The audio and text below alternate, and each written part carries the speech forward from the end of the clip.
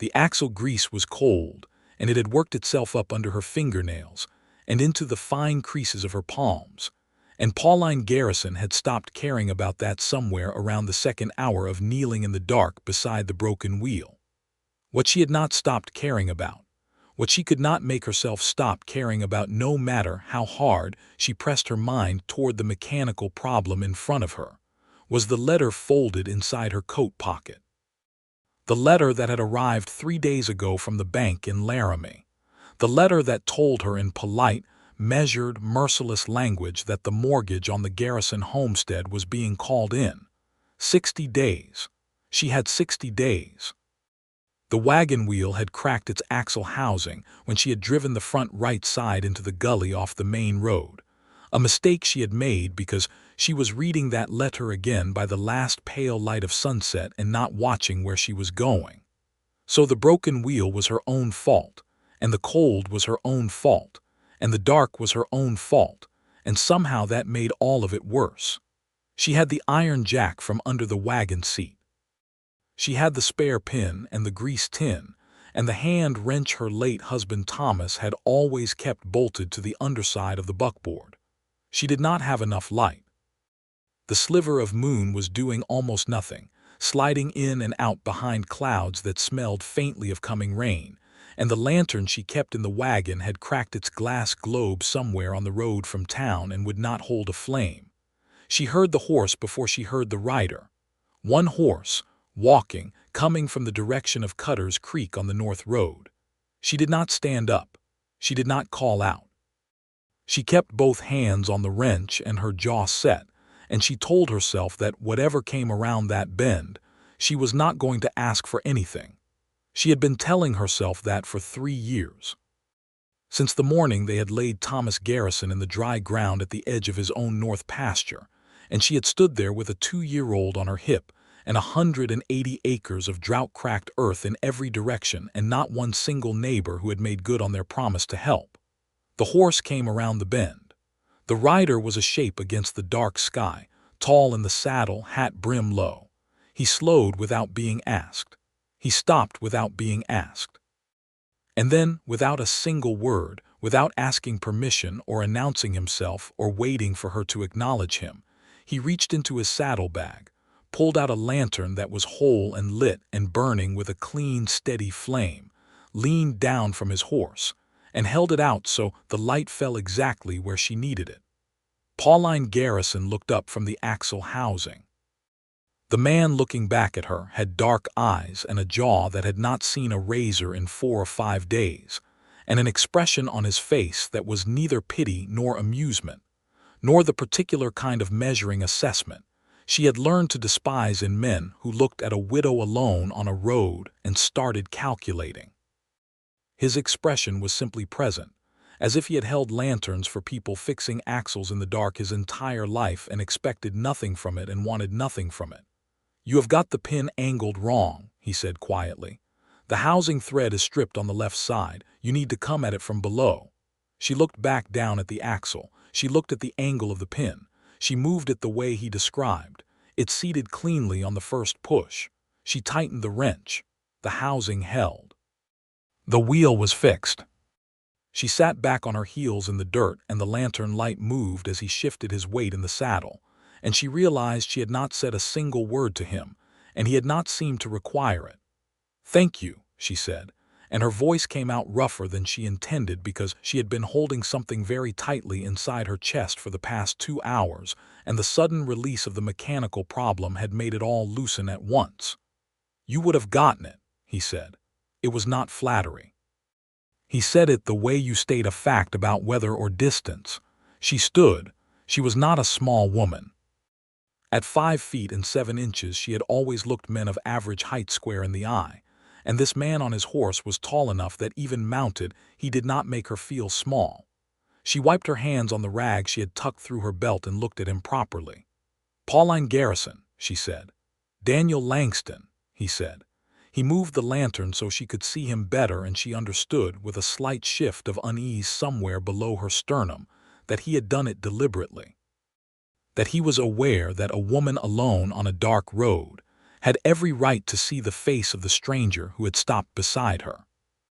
That awareness, that small deliberate courtesy, was the thing that stayed with her all the way home. She had come to the New Mexico Territory in 1879 with Thomas Garrison, who had been 28 years old and full of very specific dreams about cattle and land, and a house he would build himself from the timber he would haul down from the mountains. Thomas had been a good man. She had loved him. Not with the kind of love that knocked the breath out of you, not with the kind that made you stupid and reckless, but with the kind that is built from 3 years of working side by side in brutal heat and cold, and from learning a man's silences as well as his laughter, and from choosing each other again every morning when the choosing was hard. He had died in the late spring of 1882, when Pauline was 26 and their son Henry was 2 years old. Thomas had been moving a fence line in the north pasture, a job he had been putting off for 2 seasons, and the post he was driving had caught a buried rock wrong and kicked back and hit him in the chest with enough force to stop his heart. The doctor from Cutter's Creek said it was quick. Pauline had held on to that. She had built a great deal of her life in the years since around the things she held on to. She held on to the fact that Henry was healthy and bright, and had his father's dark hair and her own stubborn chin. She held on to the fact that she had managed to keep the cattle through 2 bad seasons, down from 40 to 22 head but still there, still a herd. She held on to the fact that she had never once asked the men in Cutter's Creek for anything she could not repay. But the bank letter was not something she could repay in 60 days. And the night she had met Daniel Langston on the North Road, she was 3 years into grief and 1 letter away from losing the only thing Thomas had left her, and she was doing it in the dark on her knees in the dirt, and she had not asked for help, and someone had helped her anyway. She thought about that for a very long time afterward. Daniel Langston had come to the New Mexico Territory 6 weeks before the night on the North Road, having ridden down from Colorado, where he had been working as a foreman on a cattle operation that had gone under when the owner's eldest son decided to sell off the land to a railroad company. Daniel was 32 years old, and he had been working cattle and horses since he was 17, and he knew the land the way some men know scripture, with a deep instinctive fluency that came from long practice and genuine attention. He had no wife. He had no hidden scandal, no dark secret that would surface to complicate everything, although Pauline did not know that yet and would spend a considerable amount of time suspecting otherwise. He had a past that was simply a past, the ordinary accumulation of a working man's years, a few regrets, no crimes, no deceptions that mattered. What he had, which was both more complicated and more simple than any of those things, was a particular and specific quality of loneliness that he had stopped fighting, because fighting it had not done any good. He had ridden into Cutter's Creek intending to pass through, the way he had passed through a dozen other small territory towns on his way south toward warmer ground. But the livery stable operator in Cutter's Creek, a heavy-set man named Arnold Fitch, had mentioned in passing that the ham and spread on the east side of town was looking for a man to handle their breaking operation for the spring season, and Daniel had stopped moving. He was good at breaking horses. He was patient in a way that the work required, not passive, not slow, but genuinely unhurried, able to absorb the animal's fear without adding to it, to offer presence instead of pressure until the horse began to trust that presence, and then to work from trust rather than against resistance. It was a quality Arnold Fitch described to anyone who asked as the way some men have with living things, and which Daniel himself never described at all. He took the work at the ham and spread. He rented a room in town at the boarding house run by a widow named Clara Estes, who served a hot breakfast and minded her own business, 2 qualities Daniel had learned to value equally. He met Pauline Garrison for the second time 4 days after the night on the North Road. He was coming out of the dry goods store with a paper-wrapped block of salt and a box of ammunition for the .38 he carried, and she was coming in, and they very nearly collided in the doorway. He stepped back. She stepped back. They recognized each other at the same moment. Something passed between them in that doorway that Daniel would not have been able to name precisely, and that Pauline refused to name at all. "Mr. Langston," she said. "Mrs. Garrison," he said. "I did not know you were in Cutter's Creek." Working at the Hammond place for the season, he held the door. She walked through. He followed, since he had forgotten the lamp oil he had meant to purchase. The store was narrow and smelled of sawdust and cured leather, and the vinegar they used to clean the floor.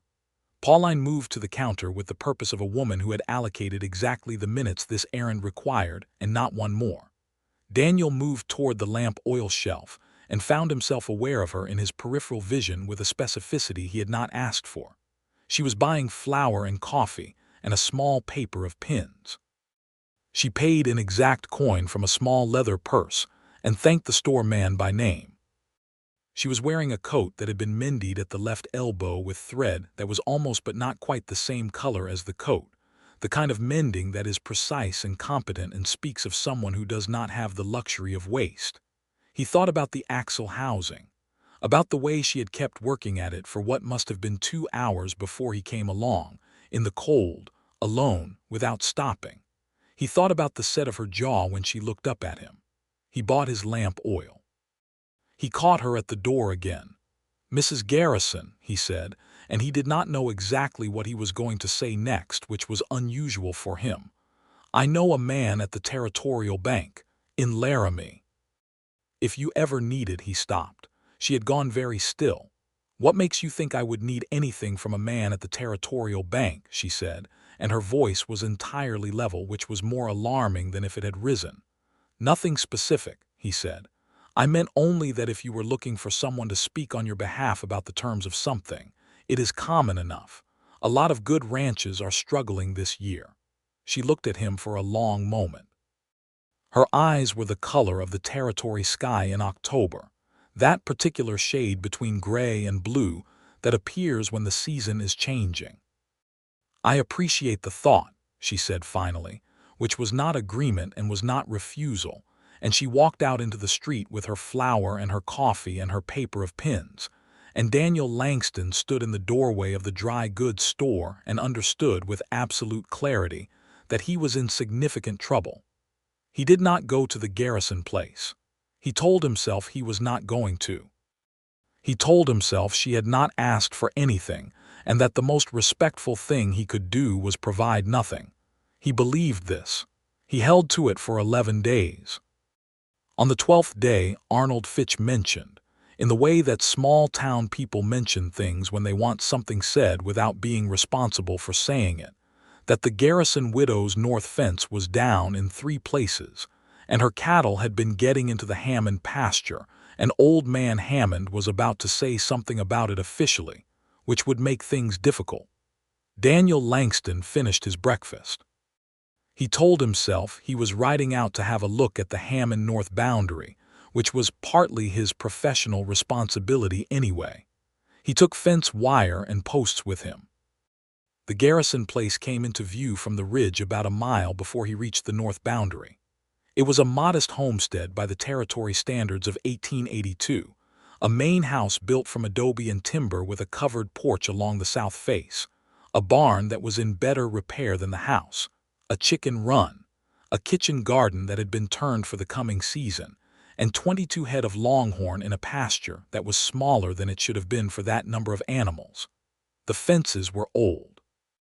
He could see from the ridge that they had been patched many times, different gauges of wire twisted together in the careful improvisational way of someone who had learned to make one thing do the work of 3. He came down off the ridge and along the fence line and found the gaps. 2 posts had rotted through at the base and fallen. One had been struck by something, a large animal most likely, and snapped halfway up. The wire was intact but lying on the ground. He set the new posts. He stretched the wire. He worked quietly and steadily for about an hour and a half. He was tamping the last post when he heard a horse behind him. He turned, and she was there on a bay mare, sitting very straight, looking at the new posts and the stretched wire and then at him. "Mr. Langston," she said.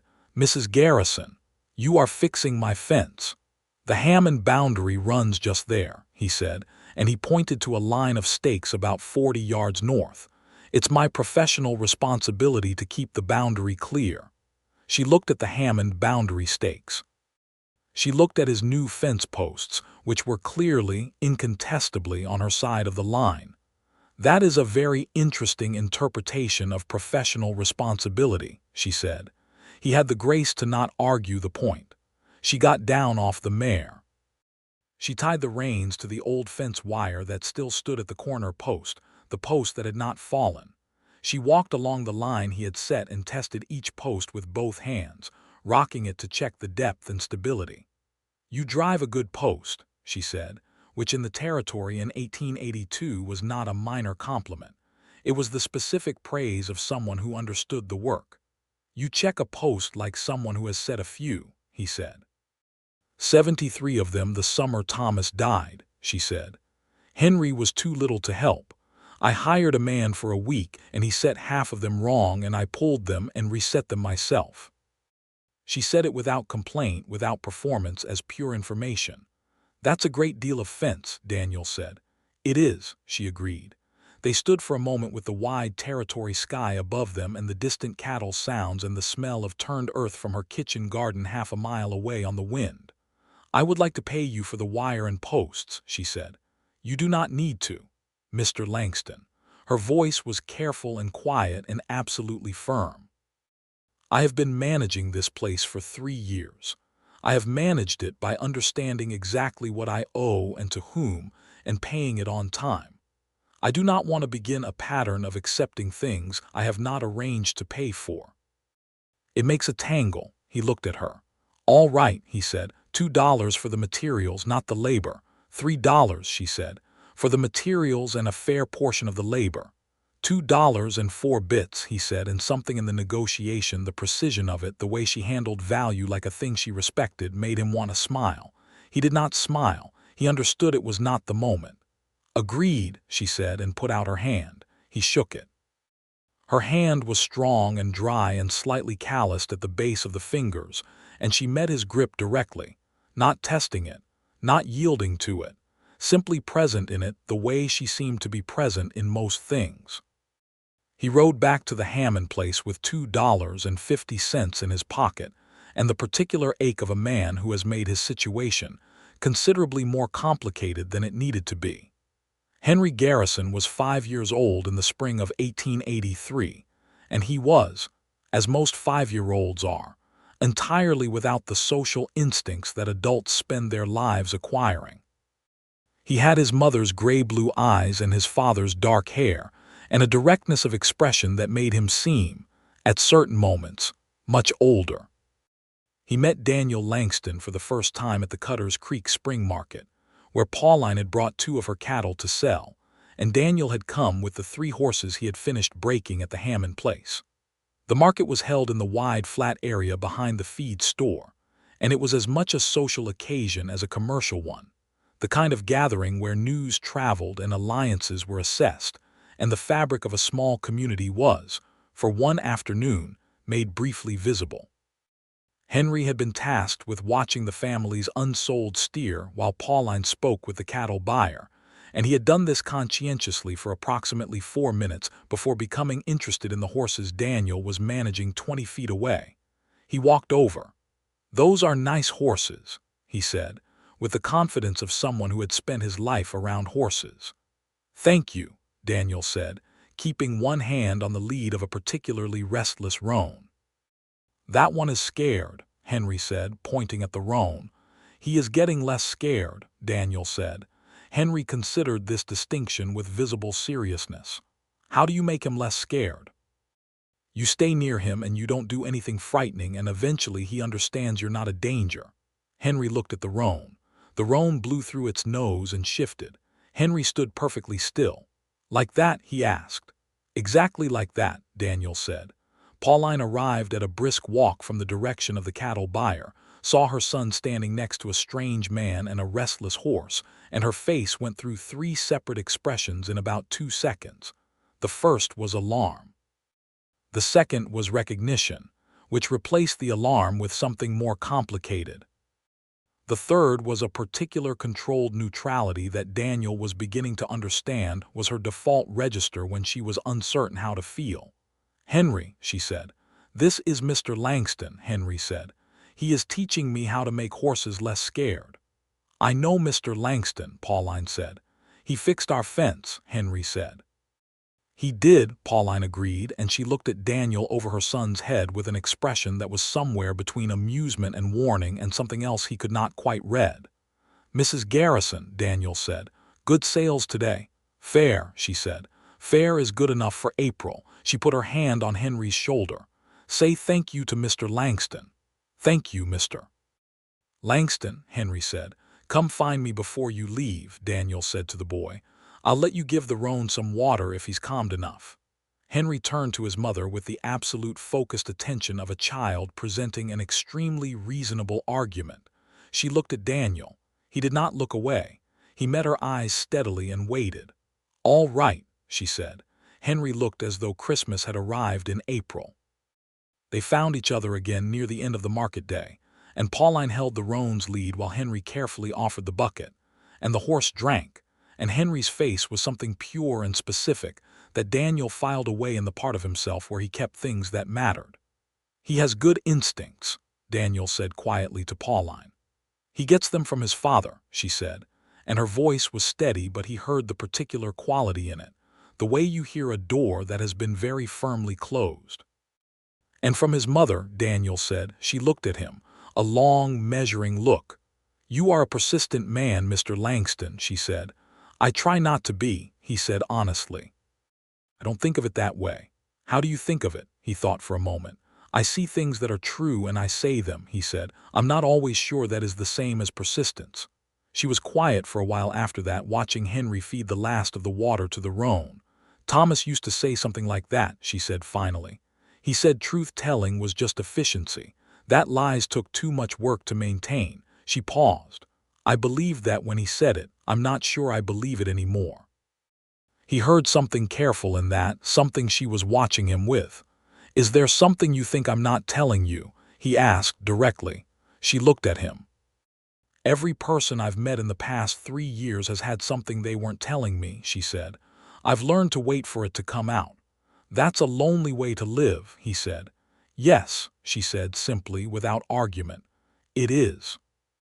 They walked back toward the Garrison wagon with Henry between them, the boy chattering about the roan's shoulder markings, and Daniel thought about the bank letter he had seen referenced in a roundabout way in a conversation at the Hammond supper table. Something about the Garrison note being in trouble, about the bank in Laramie tightening terms on territory homesteads. He thought about what he had and what he could offer and what she would accept and in what form, and he understood that he was constructing a very elaborate architecture around a woman who had explicitly told him she did not want tangles. He was, he recognized, in very deep trouble indeed. The trouble deepened over the next 4 weeks in the way that these things do, not dramatically, not through any single moment of decision, but through the slow accumulation of proximity and ordinary circumstances. He brought fence wire when he came to look at the Hammond boundary. She did not send him away. He stayed for coffee once, and then twice, and then coffee became a regular thing on the 2 afternoons a week when he happened to be working the north boundary. He understood that she was aware of how often he happened to be working the north boundary and that she had not mentioned it, which he took as permission of a specific and limited kind. Henry adored him. This was both a gift and a complication. The boy had the honest, unguarded attachment of a child who had grown up without a father and who had found, in Daniel, something that fit the shape of what was missing. Daniel was careful with this. He was careful not to offer more than he could sustain. He was careful not to make promises in the wordless language of presence that he might not be in a position to keep. But he taught Henry to check a fence post. He taught him to read a horse's ears. He showed him the right way to coil a rope so it would not tangle when you threw it. And Henry followed him with the specific gravity of a planet newly caught in orbit. And Pauline watched this with an expression that shifted between tenderness and fear in ways she was not always able to conceal from him. He saw the fear. He understood it. She had built a life on the principle of self-sufficiency because self-sufficiency could not be taken from you the way people could. The people who had promised to help when Thomas died had gone home and not come back.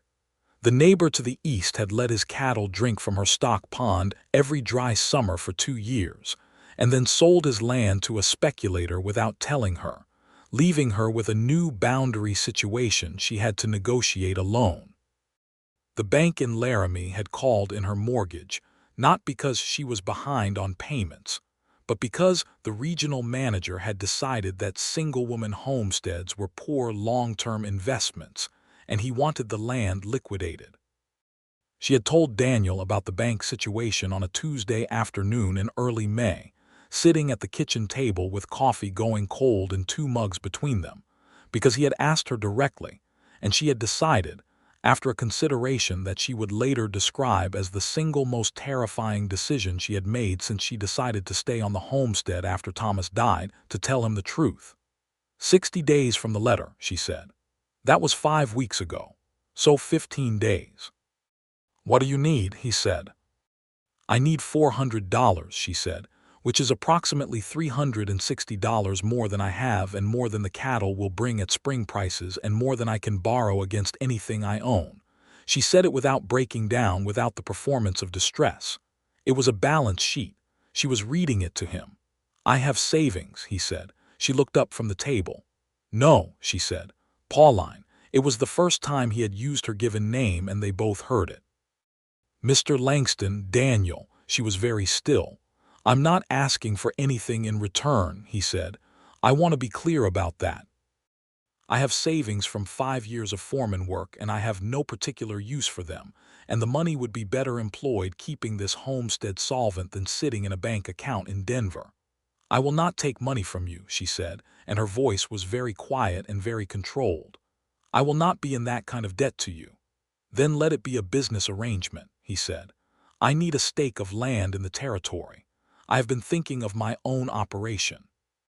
You need capital to retire the bank note. I contribute what you need against a quarter share in the Garrison property, to be paid out over 5 years at whatever rate the cattle income allows. He watched her face while he said this. He watched her working through it. He watched the fear and the practicality and the pride and the exhaustion all moving through her at once. You have thought about this, she said. I have thought about this, he admitted. For how long? Since the dry goods store, he said, a silence. That was 6 weeks ago, she said. Yes. You have been planning this for 6 weeks. I have been considering it, he said. There is a difference. She stood up and walked to the window and looked out at the barn and the pasture and the north fence she could see from here, straight and sound with the posts he had set. She stood there for a long time. Henry likes you, she said, which was not what she was talking about. I know, he said. That makes everything harder, she said. I know that too, he said. She turned from the window. Her face was composed and her eyes were very bright, not with tears but with that particular intensity that he had come to understand meant she was making a decision she was going to commit to completely. A quarter share, she said, documented properly, with a surveyor and a written agreement witnessed by the county clerk.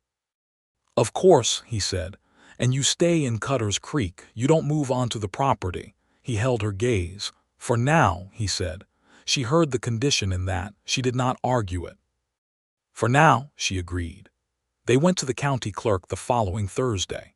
The agreement was written and witnessed and sealed, and Pauline Garrison took the money to the bank in Laramie on Friday with her back straight and her chin level, and told the regional manager, whose name was Crawford Hess, and who had the specific unpleasantness of a man who has been given small authority and has mistaken it for large authority, that she was retiring the note in full.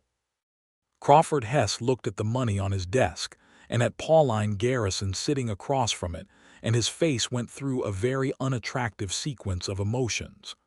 I see you found a solution, he said. I generally do, Pauline said.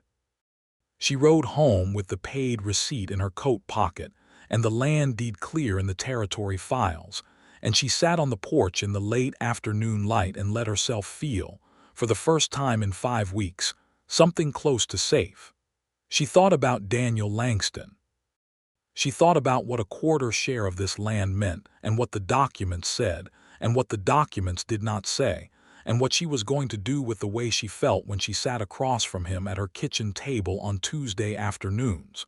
She thought, he is a careful man. He does not do things carelessly. He held the lantern because I needed light. He set the fence posts because they needed setting. He offered the business arrangement because it was the only form I could accept help in. She thought, he is building something. She thought, so am I. She thought, this is frightening. She went inside and started supper. The summer of 1883 moved through its weeks with the particular quality that the territory has in high summer, a pressing heat in the afternoons and a clear coolness at night, and a sky so large that it changed the way you thought about your own importance. The work on the Garrison place was the work of every summer, the maintenance of fences and water sources, the management of the herd, the careful preservation of everything that would get them through the dry months and into the fall market.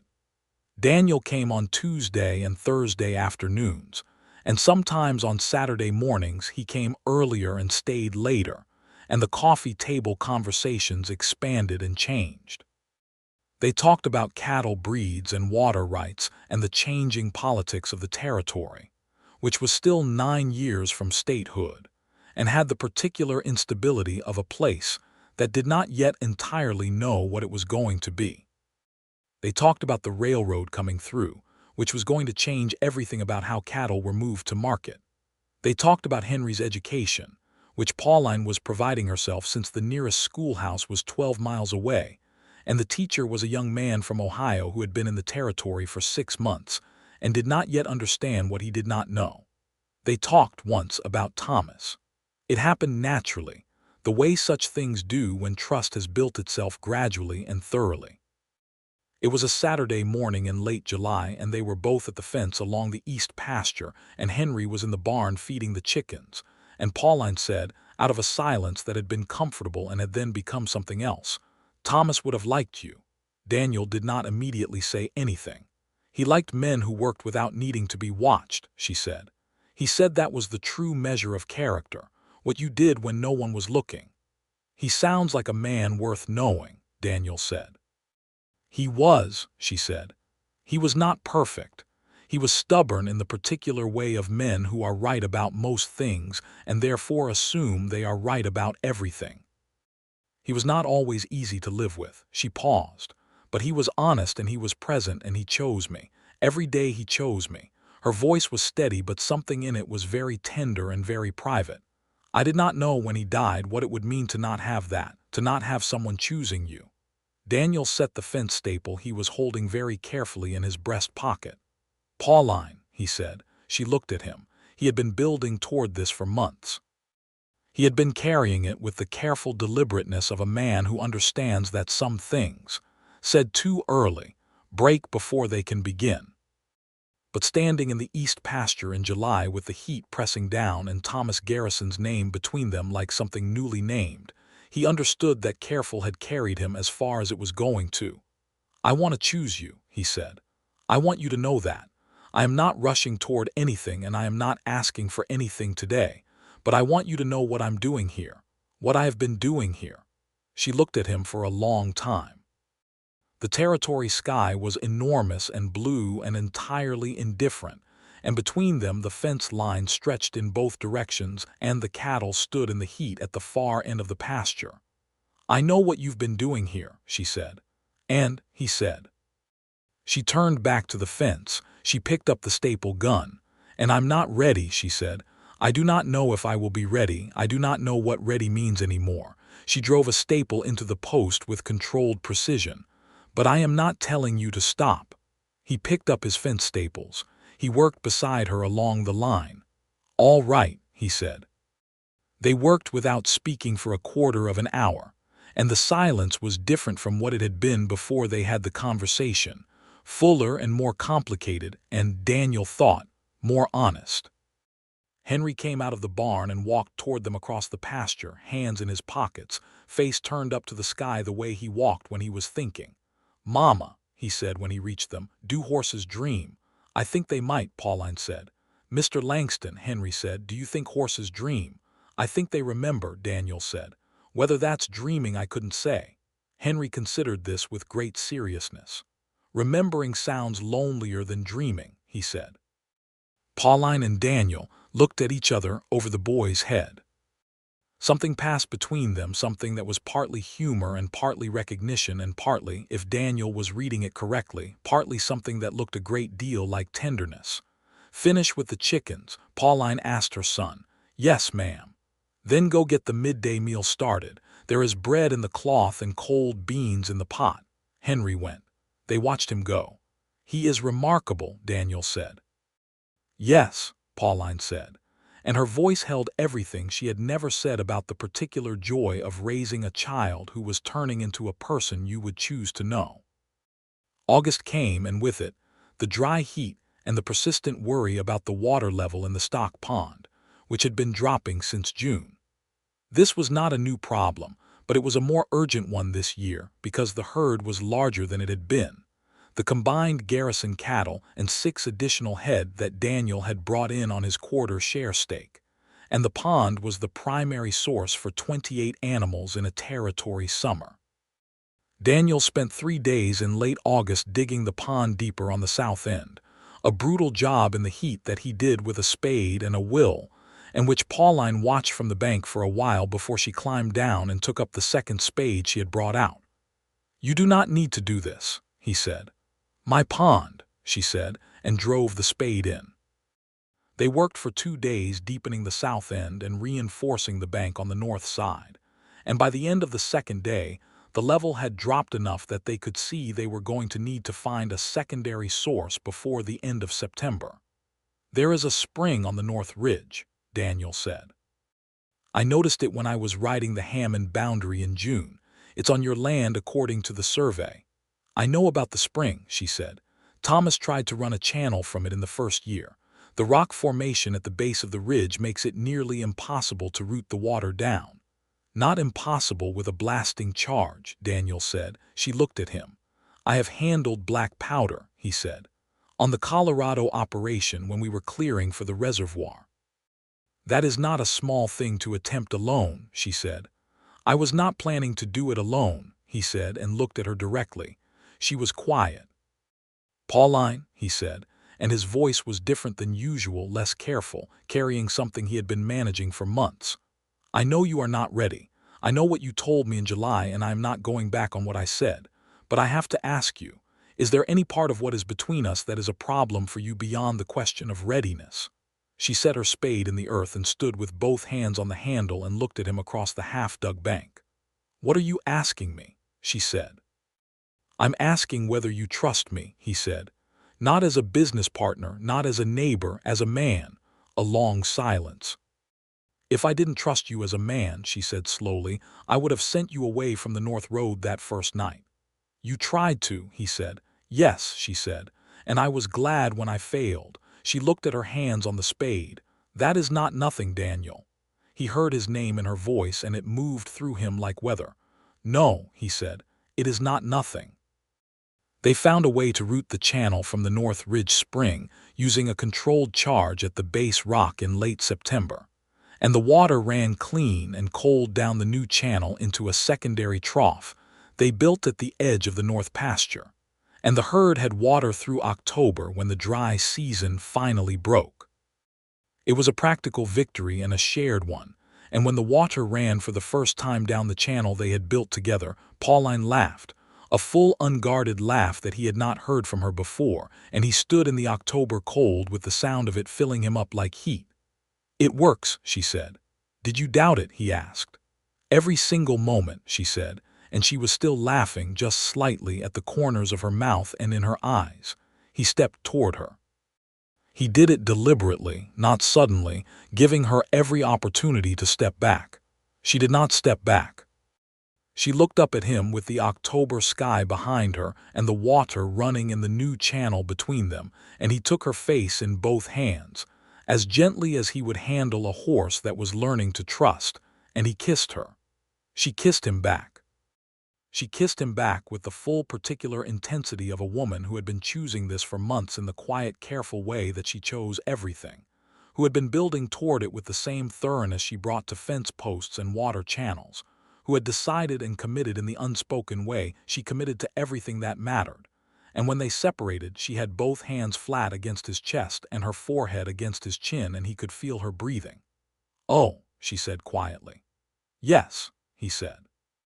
She stayed there for a moment. Then she stepped back, not away, just to a distance where she could look at him properly. "I have a 5-year-old, she said. "I know. And a homestead with a quarter-share mortgage and a problematic east fence and a north pasture that floods in heavy rain." "I know all of that," he said. "And I am not an easy woman," she said. "I have been told this. I have been told it means I am difficult to love." "Whoever told you that was wrong," he said. "You are not difficult to love. You are challenging to love. Those are not the same." She looked at him steadily. "What is the difference?" "Difficult means it works against you," he said. "Challenging means it asks something of you, asks you to be better than you are." He held her gaze. "You ask that of me. I don't resent it. I am grateful for it." She was very still for a moment. Then something in her shifted, something she had been holding at a careful distance from herself, and she stepped back toward him and put her arms around him and pressed her face against his shoulder. And he held her there in the October cold beside the new water channel with the cattle grazing in the north pasture, and the territory sky enormous and indifferent and beautiful overhead. She cried a little. Not the grief crying that she had done in the first year after Thomas, that deep grinding loss that had felt like something structural giving way. This was different. This was the crying of someone who has been carrying a great deal of weight for a very long time and has, for a moment, been allowed to set it down. He held her and said nothing because there was nothing to say. Henry found them like that when he came down from the ridge where he had been watching the water run, and he stood at a respectful distance and looked at them with the serious, evaluating gaze of a 5-year-old philosopher. "Is Mama all right?" he asked Daniel. "Your mother is fine," Daniel said over Pauline's head. "Are you going to stay?" Henry asked. Pauline lifted her head and looked at her son. "Henry," she said. "I am asking," Henry said with great dignity. Pauline and Daniel looked at each other. "I would like to," Daniel said to the boy, "if your mother agrees." Henry looked at his mother.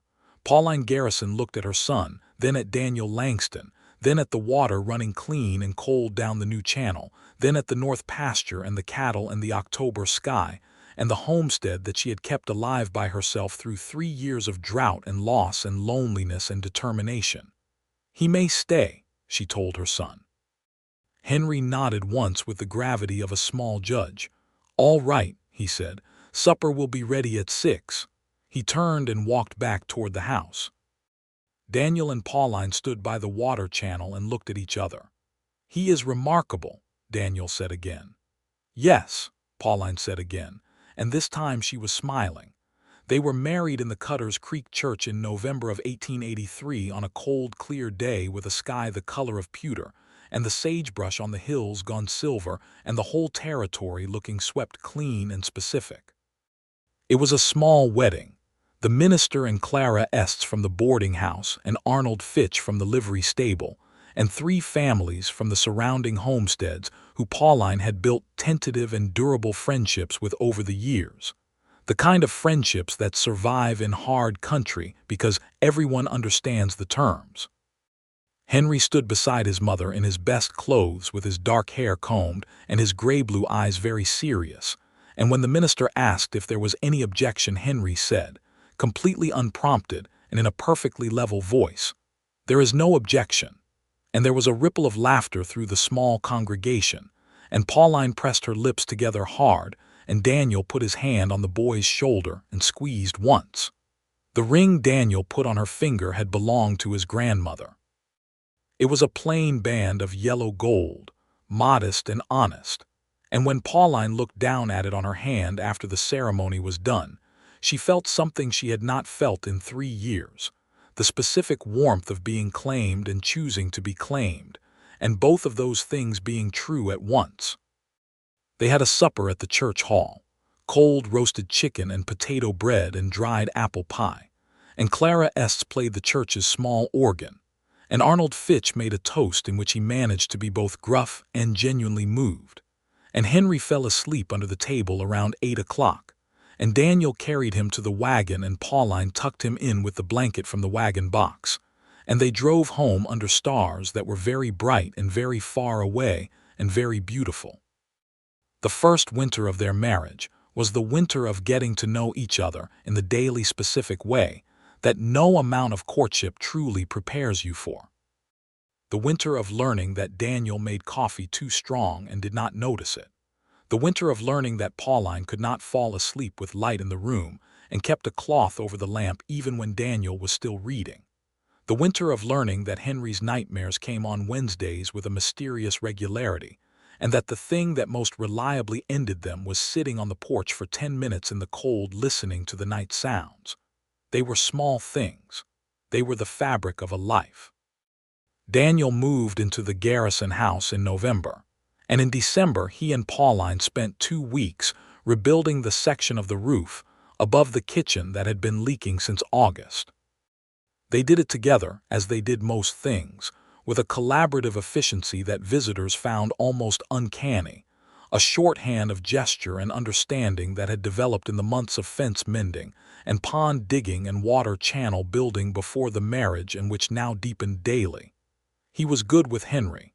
He was not trying to be Thomas. He was not trying to replace anything. He was simply himself, present and consistent and interested. And Henry, who was old enough to know the difference between someone performing fatherhood and someone actually inhabiting it, responded to this with a loyalty and an ease that Pauline watched with a feeling so complex and tender it was difficult to hold. They had a conversation about Thomas one evening in January, sitting by the fire after Henry was in bed, a real conversation, full and honest, the kind that Pauline had not believed she would be able to have about her first husband with her second one. She told Daniel about Thomas's laugh, which was sudden and explosive and surprised him every time, as if joy had ambushed him. She told him about the way Thomas had named every individual piece of fence wire on the property by a different obscure quality. This one is stubborn, this one lies, this one means well.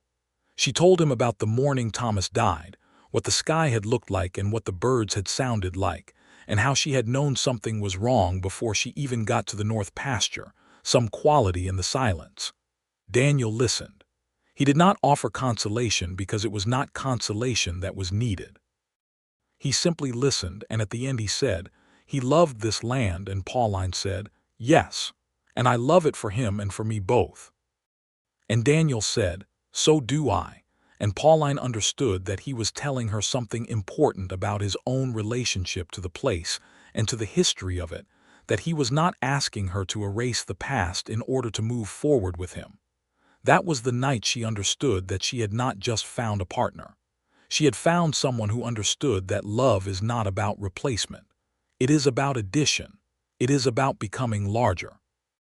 Spring of 1884 came in early and warm, the kind of spring the territory sometimes gave you after a hard winter as a sort of apology, and with it came the expanded work of the cattle season. They had 31 head now, with 2 calves born in February that were both healthy and strong, and the pasture management that had been a one-person problem for 3 years was a 2-person operation, and the difference was measurable in the condition of the cattle and the condition of Pauline, who had been running on a narrow margin of energy and rest for 3 years, and who found in the spring of 1884 that she had reserves she had not known were there because she had never had occasion to stop depleting them. She began in the evenings to draw again. She had drawn as a girl pencil sketches of horses and landscapes, a skill she had mostly abandoned when survival became the primary occupation of her days. She began again at the kitchen table while Daniel read and Henry slept, and the fire held the room against the night cold. Daniel found her sketches one evening, a series of the homestead from different angles, the barn from the northwest where the light hit it in the afternoon, the north pasture with the new water trough, the east fence line with the hills behind it. These are extraordinary, he said. She looked up. They are just records, she said, just trying to remember what it looks like. They are more than records, he said. He held the one of the barn in the afternoon light. This is exactly what it looks like, not just the shapes, the quality of it, the way it feels to stand there. She took the drawing back and looked at it. She saw what he meant. She had drawn not just the barn, but the particular weight of the afternoon, the way the light in late fall made everything look both ordinary and irreplaceable. Thomas always said I should have been a painter, she said. You should have been a painter, Daniel agreed. We could not afford paint, she said. We can afford charcoal, he said. The charcoal set arrived from the Laramie Mercantile Catalog in late March. A proper artist's box with 12 grades and a fixative and a pad of proper drawing paper. And Pauline held it in her hands for a long moment before she opened it, with an expression he had not seen before, something that was not quite grief and not quite joy, but was perhaps the particular feeling of being seen in a way you had stopped expecting. "Thank you," she said, and she said it differently than she had said it on the North Road that first night, said it with the ease of a woman who has learned to receive things from someone she trusts. "You said thank you the first night we met," he said. "The night on the road. I remember," she said. "You said it like it cost something," he said, "like you were paying a price." She looked at him. "It did cost something," she said. "I had been not asking for help for 3 years. Letting someone help felt like admitting something I did not want to admit." "What did it feel like tonight?" he asked. She looked down at the charcoal box. "It felt like being lucky," she said. He kissed the top of her head. He went back to his book. She opened the charcoal box and began to draw. In April, Pauline realized she was pregnant. She told Daniel on a Thursday morning over coffee, directly, without preamble, watching his face with the careful attention of a woman who has learned that faces tell you things faster than words. His face told her everything. He put his coffee cup down and came around the table and held her face in his hands the way he had in October by the water channel, and looked at her with an expression of such complete and unguarded happiness that she felt it move through her like warmth. "Are you well?" he asked first. Because that was the first question. Because in the territory in 1884 pregnancy was a joy that carried danger alongside it, and he was not going to let his happiness obscure that reality. "I am very well," she said, "tired but well." "We will get the doctor from Laramie," he said, "not just the one from Cutter's Creek, the proper one." "You are already worrying," she said. "I am already hoping," he said. "Worrying is just what hope looks like when it has something to lose." She put her hand over his. "I am strong," she said. "I have always been strong." "You are the strongest person I know," he said, without any qualification, stating it as fact the way he stated most things that were simply true. "Even so," she said, "we will get the doctor from Laramie." Henry received the news of a coming sibling with the consideration he brought to all important matters. A period of thoughtful silence followed by a series of very specific questions. Would it be a boy or a girl? Pauline said she did not know. Would it sleep in his room? Daniel said probably not at first. Would it be able to ride a horse? Pauline said not for some years. Henry weighed these facts and concluded that on balance a sibling was acceptable and returned to his supper. The summer of 1884 was the summer of the cattle drive. The territorial market in Santa Fe was paying good prices for territory longhorn, and they had 33 head after the spring calving, a number large enough to make the drive worthwhile. And Daniel arranged to join a combined drive with 2 neighboring operations, the Kessler place to the south, and a newer homestead run by a couple named Beaumont from Missouri who had been in the territory 18 months and had quickly learned what the territory required.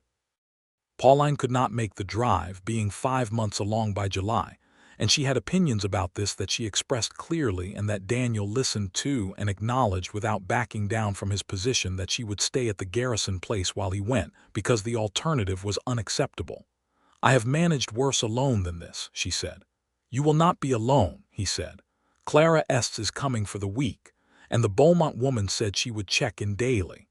"You have already arranged this," she said. "I have already arranged this," he confirmed. She looked at him with an expression that was somewhere between exasperated and touched. "You planned all of this before you told me," she said. "I planned all of this so that when I told you, you would have the information you needed to make the decision," he said. "That is different from deciding for you." She thought about this. "You are a very specific kind of infuriating," she said. "I have been told this before," he said, and she laughed, and the matter was settled. He was gone for 12 days. He sent letters, which was not common practice for cattle drivers, but which he did anyway. Short notes passed along with riders and supply wagons headed back north, that arrived in no particular order but that arrived, and which Pauline read and kept in the drawer of the kitchen table where she kept things that mattered. He came back on a Wednesday afternoon with $41.50 above the operation costs, and a piece of turquoise on a silver chain that he had bought from a Navajo trader in Santa Fe, and that he put around Pauline's neck in the kitchen while Henry watched with great seriousness. "It is blue," Henry said.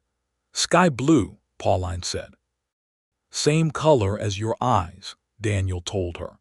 Henry assessed this observation and found it accurate and did not say anything further, but his expression was one of satisfaction.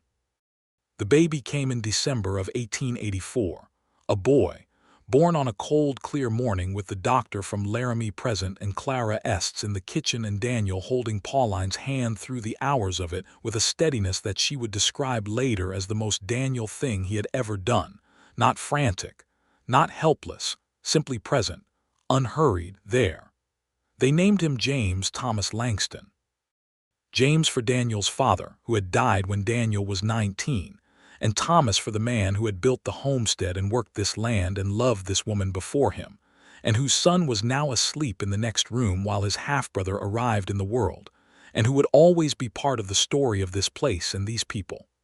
Henry, when he was brought in to meet his brother, looked at the baby for a long time with that philosopher's gravity. "He is very small," he said. "You were this small," Pauline said. "I do not remember it," Henry said, which seemed to trouble him on a theoretical level. "Nobody does," Daniel said. Henry looked at the baby. The baby was asleep, small and red-faced and entirely self-contained. "James," Henry said, trying the name. "Hello, James." Pauline's eyes went bright. She reached out and took Henry's hand. "He will look up to you," she told her son. "You will be the one he learns from." Henry considered the weight of this responsibility. "I will teach him about horses," he said finally, "and fence posts." "That's a good beginning," Daniel said. The year 1885 was the year the territory changed. The railroad had been pushing south and west for 3 years, and by spring, the new line ran through a town 15 miles north of Cutter's Creek, and the cattle market shifted with it, prices changing, distances changing, the entire geography of commerce reorganizing itself around the iron line. Some of the smaller operations in the area did not survive the adjustment. 2 homesteads within 20 miles sold out and moved on. The Beaumonts from Missouri made enough from a land deal with a developer to go back east with their stake intact. The Garrison-Langston operation, which was what people in Cutter's Creek had started calling it, though no legal name change had been registered, survived, and more than survived. They were 40 head by fall of 1885, with a good working arrangement with the rail loading facility to the north, and the combination of Daniel's cattle knowledge and Pauline's management of the accounts, and the property had produced something that was more efficient and more stable than either of them had separately believed possible. Daniel bought the Hammond quarter section east of the property when old Hammond retired and moved to live with his daughter in Albuquerque. He used the savings from 2 seasons of cattle proceeds and the quarter-share buyout that the business arrangement allowed for, and when the deed came through, he laid it on the kitchen table in the evening, and Pauline looked at it and looked at him and said, "We have land." "We have land," he agreed. "Thomas dreamed about this," she said. "He had a number. He said if we could ever get to a quarter section east of our current boundary, we would have enough to be truly stable." "He was right," Daniel said. She touched the deed. "He was right about most things," she said. "And now his family has it," Daniel said. She looked up at him. She understood what he meant by that, the particular inclusive meaning of the word family, the way it held Thomas and Henry and James and her and him and the land and the years, and all of it together in one word that was large enough. Yes, she said. Now his family has it. In 1886, James learned to walk and immediately applied himself to the project with a purposefulness that reminded everyone who saw it of his mother. He was a cheerful, energetic child, rounder-featured than Henry, with Daniel's dark eyes and Pauline's stubborn chin, a combination that proved formidable in practice. He had no fear of horses, having been introduced to them from the time he could sit up, and he treated the barn animals with the casual confidence of a landowner conducting inspections. Henry, who was 8 by the time James was mobile, had taken his tutorial responsibility with complete seriousness. He taught his brother to feed the chickens. He taught him to identify the different cattle by their markings. He taught him to stay still around the horses. And in return, James followed Henry everywhere with the devoted attention of a disciple who believes he has found the exact right teacher. Daniel and Pauline watched their sons and the homestead grew around them, in the particular way that things grow when they are tended carefully and with full attention, not dramatically, not all at once, but steadily, year by year, fence post by fence post, water channel by water channel. There was a difficult spring in 1887 when a disease moved through the cattle on the eastern range and they lost 6 head and had 3 more that required treatment that Daniel administered himself through 4 sleepless nights, and Pauline brought coffee and sat with him in the barn through the cold hours, not because she was needed for the medical work, but because she was not going to let him sit through that alone. "Go sleep," he told her at 2 in the morning of the 3rd night. "I am comfortable," she said. She had a blanket from the house and was sitting on a hay bale with it pulled around her, and James's baby blanket behind her head as a pillow, still up and alert and watching. "Pauline, Daniel," she said his name with the particular inflection that he had come to understand meant, "this discussion is concluded. The coffee is hot. Talk to me about something." So he talked. He talked about the Colorado cattle operation, the one that had preceded his coming to the territory, told her the whole story in full detail for the first time, the way the foreman job had started and what it had been like in the early years, and what it had been like when the owner's son had sold to the railroad, and they had all understood within a week that the operation was ending. "Were you angry?" she asked. "I was lost," he said. "I did not know where I was going." "That is different from angry. And then you came south." "And then I came south," he said, "and came around a bend in the north road outside Cutter's Creek." She smiled. The lantern on the stall post cast a warm light across the hay and the sick cattle and his face. "You say that as though it was destiny," she said. "I don't believe in destiny," he said. "I believe you were on that road and I was on that road and I had a lantern and you needed light and everything else came from that." "From a wheel axle," she said. "From a wheel axle," he confirmed. She laughed softly. One of the sick cattle shifted in the stall, settling. "You should have ridden on," she said. "A lot of men would have." "I couldn't," he said simply. "I saw you working in the dark and I had a lantern and it seemed like the most obvious thing in the world to hold it for you." She looked at him across the stall. The lantern light moved between them. "The obvious thing," she said.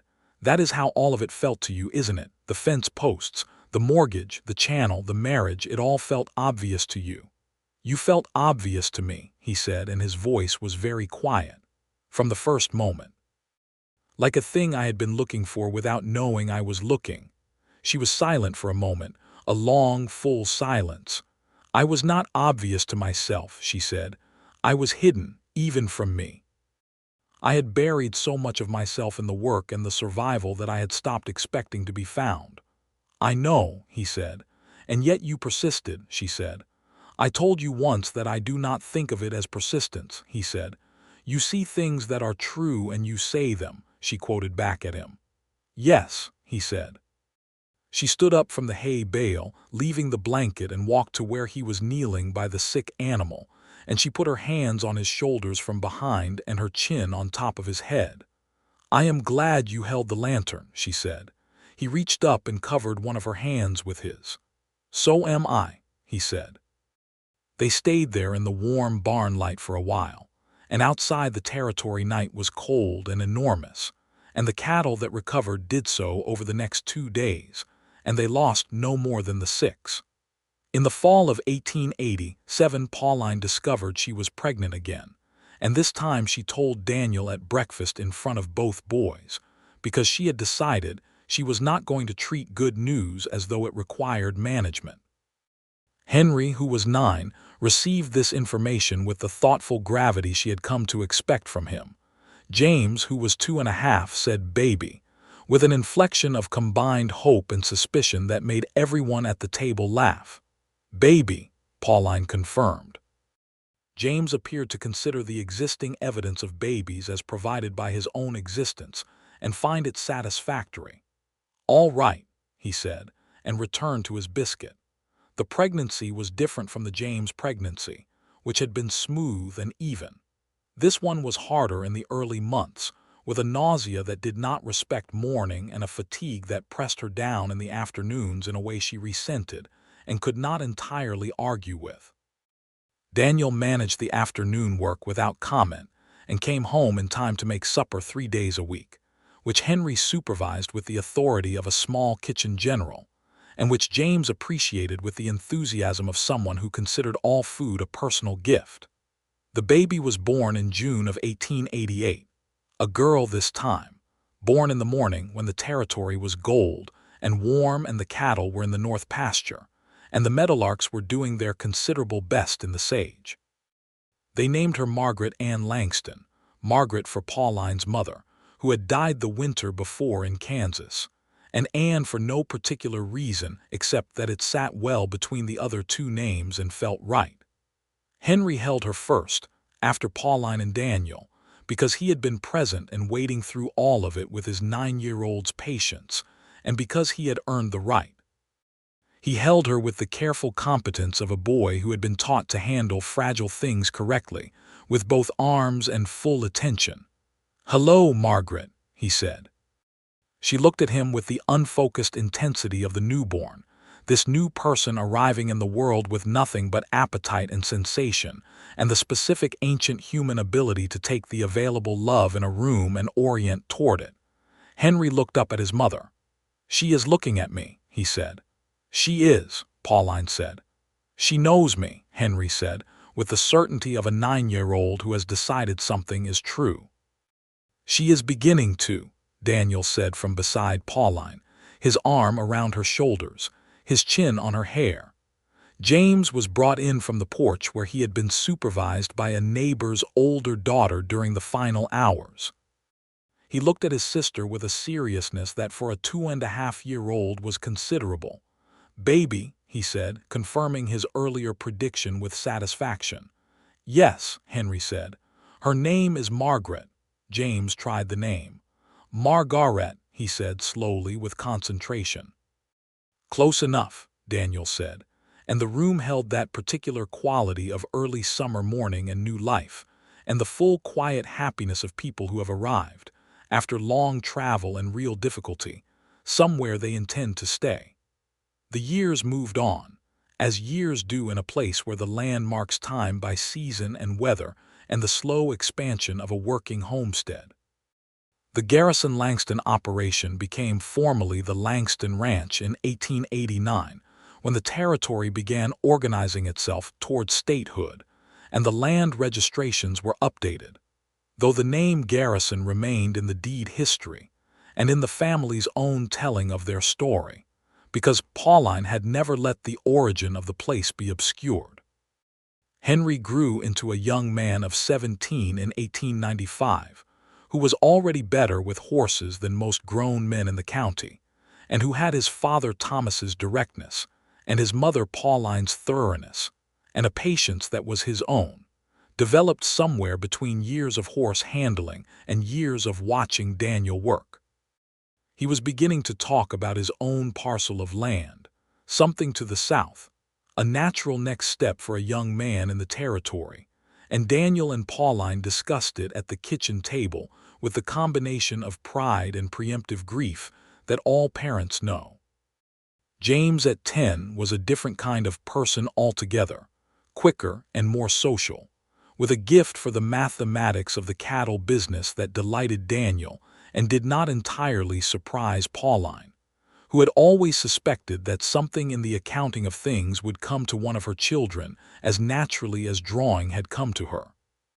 He was also, as his father had been, intensely interested in horses, and had already broken his first colt with a competence that made the neighboring ranchers stop and watch.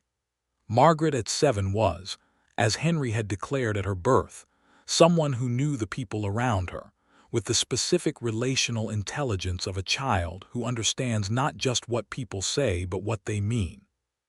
She followed Pauline everywhere with the focused devotion of a student who has found the right teacher, and she had begun to draw, sitting beside her mother at the kitchen table in the evenings with her own piece of charcoal and her own piece of paper, making pictures of the horses and the land and the mountains behind the homestead with a precision that made visitors stop and look twice.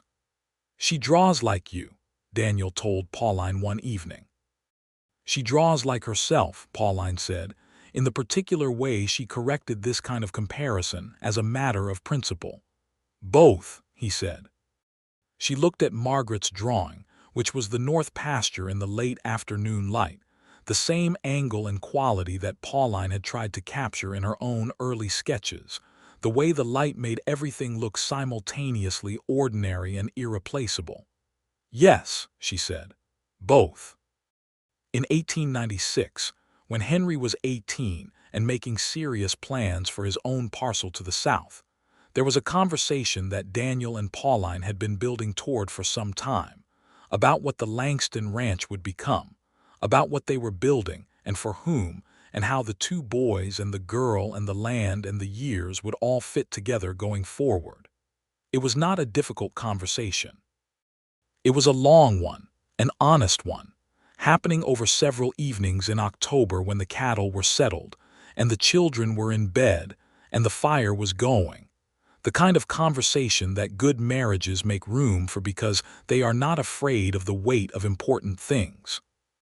The outcome was a plan that Henry had helped design, a southern parcel that would be deeded to him when he was ready, using his own accrued stake from the cattle work he had been doing on full wages since he turned 16, with the main ranch remaining in joint ownership between James and Margaret and their parents, to pass eventually to the children, and managed in the meantime as one operation.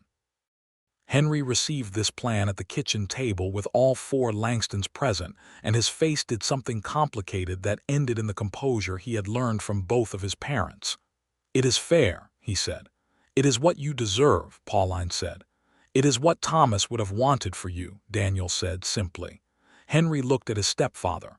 He looked at him for a long moment with 18 years of accumulated knowing. "He would have liked you," Henry said. He said it the way his mother had said it, years ago on the East Fence line, as a statement of genuine fact about 2 people he loved. Daniel took a breath. "I hope so," he said. "He would have," Henry said, with the confidence of someone who knows his own people. "You take care of what matters to him. You always have." He paused. "That is enough for any man."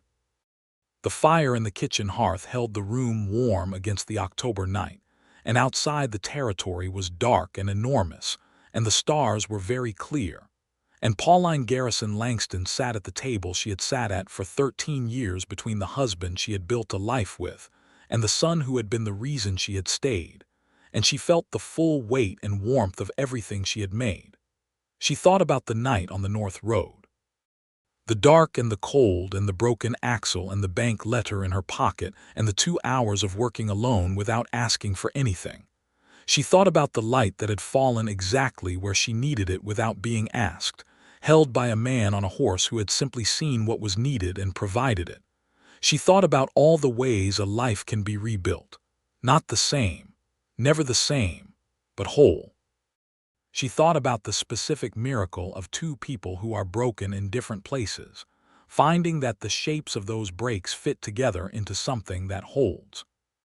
She thought about Thomas, who had chosen her every morning, and about Daniel, who had chosen her on a dark road without even knowing her name, and about Henry, who had chosen to be a son to this man the same careful, unhurried way his mother had chosen to be a wife to him. She thought, this is what a life looks like. She thought, this is enough. This is more than enough. This is everything. Daniel caught her eye across the table and looked at her with that expression she had learned over 13 years, that steady, unglamorous, completely genuine look that was not performance and not sentiment, but was simply the daily fact of how he felt about her, undiminished by familiarity, unguarded by habit, exactly what it had always been. She looked back at him the same way. Across the table, Henry was saying something to James about the Southern Pasture Survey. Margaret had fallen asleep with her head on Pauline's arm. The fire held the room. Outside, the territory night was cold and the stars were enormous, and the north road ran silver-gray through the sage toward Cutter's Creek and on beyond. And somewhere on that road, 13 years gone now, a lantern had been held without being asked in the dark, and everything that followed had come from that. From a wheel axle and a lantern and a man who saw what was needed and provided it. From a woman who had been working alone in the dark for so long that the light, when it came, was almost impossible to believe in. Almost. She believed in it now. She rested her chin on the top of Margaret's sleeping head and watched her husband talk cattle pastures with her oldest son and her middle child, and she believed in every piece of it, the light and the dark and the land and the work and the love that had built itself from ordinary things into something that would outlast them all. This was the homestead. This was the family. This was the life. It was enough.